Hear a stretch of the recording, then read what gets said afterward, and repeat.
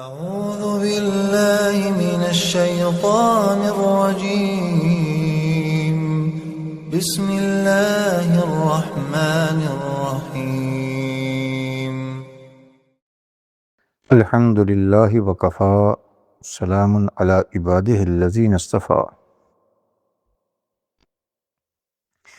امام ترمذی رحمہ اللہ نے سیدنا انس بن مالک رضی اللہ تعالی عنہ کے واسطے سے نبی علیہ السلام کے ارشاد نقل کیا ہے کہ ان الصدقۃ لتطفئ غضب الرب وتدفع میتۃ السوء، کہ بے شک صدقہ اللہ کے غضب اور غصہ کو ٹھنڈا کرتا ہے اور صدقہ دینے والے کو بری موت سے بچاتا ہے۔ شریعت نے مسلمان کے مال میں فقراء اور نادار لوگوں کا بھی حصہ رکھ کر اس بات کی طرف اشارہ دیا کہ مال کا مالک حقیقی اور کائنات کی ہر چیز انسان کے زیر تصرف تو ہے، لیکن اس کا مالک حقیقی اللہ ہے۔ اس لیے ان صلاتی و نسکی و محیای و مماتی للہ رب العالمین، کہ انسان کا جینا مرنا، اس کی عبادت، یہ سب اللہ کے لیے ہے۔ اس لیے حدیث میں قرآن میں بھی ہے انا للہ و انا الیہ راجعون، ہم سب اللہ کے ہیں، ہم سب اللہ کی ملکیت میں ہیں اور اللہ ہی کی طرف ہم سب کو لوٹ کر جانا ہے۔ للہ ما اعطی ولہ ما اخذ، جو دیا ہے وہ اللہ نے دیا، جو لے لیتا ہے وہ اللہ لے لیتا ہے۔ اسی لیے مسلمان ایمان والے کی، مومن کی مالی ابتلاء اور آزمائش اس میں بھی ہے، وَمِمَّا رَزَقْنَاهُمْ يُنْفِقُونَ، کہ جو مال ہم نے دیا، اس دیے ہوئے مال کو اللہ کے راستے پر خرچ کرتے ہیں۔ اور احسان کے طور پر کہہ دیا، کیا کہنے، انسان کو ملکیت ناقص، ملکیت کا تصور تو دیا، لیکن یہ احساس دلوایا کہ دیکھو ہے تمہارے استعمال میں، بظاہر اس مال کی نسبت اپنی جانب کرو، لیکن یہ ذہن میں رہے کہ دیا میں نے ہے۔ اس لیے ان اللہ اشتری من المؤمنین انفسهم واموالهم بان لهم الجنہ، مسلمان سے اس کی جان اور اس کا مال اللہ نے خرید لیا ہے جنت کے عوض میں، کہ اس کا احسان، یہ جو تم دنیا میں نیکی کرو گے جان کے اعتبار سے، مال کے اعتبار سے، اس کا بدلہ میں اپنے رضا کی صورت میں، جنت کی صورت میں عطا کروں گا۔ اسی لیے مومنوں کے لیے یہ حکم دیا والذین فی اموالہم حق معلوم للسائل والمحروم، کہ ایمان والوں کو یہ بات خوب معلوم ہے کہ اللہ کی عطا کردہ نعمتوں میں جو مال ہے، اس مال میں معاشرے کے نادار اور مفلس لوگوں کا حصہ ہے۔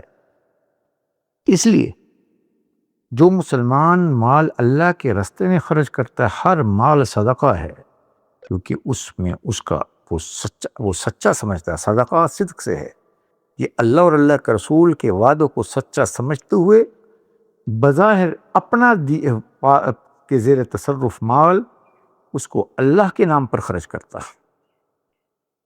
اور کہیں اللہ نے عجیب انداز میں ترغیب دی، من ذا الذی یقرض اللہ قرضا حسنا، کون ہے جو اللہ کو قرض دے، اچھا قرض۔ تو اللہ کو قرض دینے کا معنی یہ ہے کہ اللہ کے بندوں پر اور مساکین پر اور مصارف خیر پر اس مال کو مفاد عامہ کے لیے خرچ کرنا۔ تو یہاں پر حضور نے فرمایا کہ جب انسان اللہ کے مال کو خرچ کرتا ہے تو اللہ کی خوشنودی پاتا ہے، اللہ کو ناراضگی ختم ہوتی ہے اس غنی سے، اس سخی سے، اور یہ بری موت سے مامون رہتا ہے کہ موت کے وقت شیطان عام شخص کو ورغلاتا ہے، وسوسے اس کو دل میں ڈالتا ہے، لیکن ایسا شخص اس شیطان کے وساوس سے محفوظ رہتا ہے یا التعلیق الصبی میں حضرت مولانا ادریس صاحب کانگروی رحمہ اللہ نے یہ تعبیر بھی کی کہ ایسا آدمی کسی ایسی بیماری میں مبتلا نہیں ہوتا جس میں وہ صبر کا دامن چھوڑ کر کفر کے الفاظ کہتے ہیں کہ بری موت ہوگی۔ حسن خاتمہ کی طرف بشارت ہے اس روایت میں۔ اخلاص سے صدقہ دینے والا حسن خاتمہ کی عظیم دولت سے نوازا جاتا۔ بس شرط یہ ہے کہ صدقہ اپنا شرائط کے ساتھ ہو، تبھی وہ صدقہ عند اللہ مقبول ہوگا، کہ صدقہ دینے والا احسان نہ جتلائے، اس کو نادار کا اپنے اوپر حق سمجھے۔ جب کوئی شخص ذی حق کو اعط کل ذی حق حقہ، جب کوئی شخص کسی ذی حق کو حقدار، مثلا اگر میرے مال پر میرے بیوی کا حق ہے تو یہ احسان نہیں ہے، میرے مال پر اگر میری والدہ کا حق ہے تو یہ احسان نہیں ہے، میں دیتے ہوئے کیوں نہیں ان پر احسان جتاتا؟ اس لیے کہ انہی کا حق ہے۔ جس کو دے رہا ہے اس کو حقیر اور ذلیل نہ سمجھے، نہ حقیر اور ذلیل کرے، اور حلال اور پاک مال سے صدقہ دے، اخلاص سے صدقہ دے۔ تو ان شرائط کے ساتھ جب کوئی شخص صدقہ لیتا ہے تو انشاءاللہ یہ صدقہ اللہ کے غضب کو بھی دور کرے گا اور انسان کی بری موت سے بھی حفاظت کروائے گا۔ اللہ ہم سب کو دین سیکھ کر عمل کرنے کی توفیق دے۔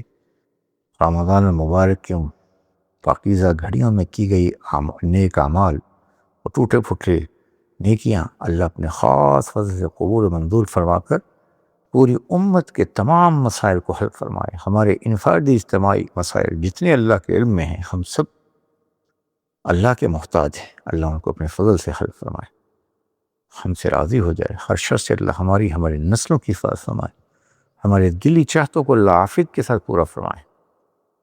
السلام علیکم ورحمۃ اللہ وبرکاتہ۔